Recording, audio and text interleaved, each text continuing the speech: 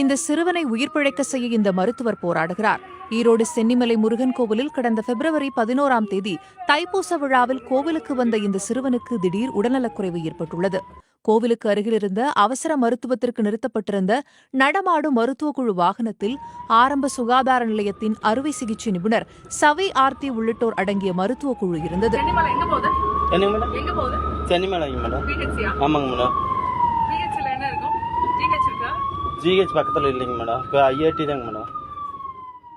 சிறுவனிடமிருந்து எந்தவித அசைவும் தெரியாததால் மருத்துவர் ஆர்த்தி தொடர்ந்து உயிர்காக்கும் சிபிஆர் முதலுதவி சிகிச்சை அளித்துள்ளார். இதன் பலனாக மருத்துவமனை செல்லும் முன்பே சிறுவன் கண்விழித்து விட்டார். இந்த சம்பவம் தொடர்பாக மருத்துவர் ஆர்த்தியை பிபிசி தமிழ் தொடர்பு கொண்டது. சிறுவனுக்கு வலிப்பு ஏற்பட்டதாக சொன்னார்கள். ஆனால் எங்களிடம் வந்தபோது வலிப்பு இல்லை, மயக்கமாக இருந்தான், பல்ஸ் குறைவாக இருந்தது, மூச்சு திணறல் அதிகமாக இருந்தது.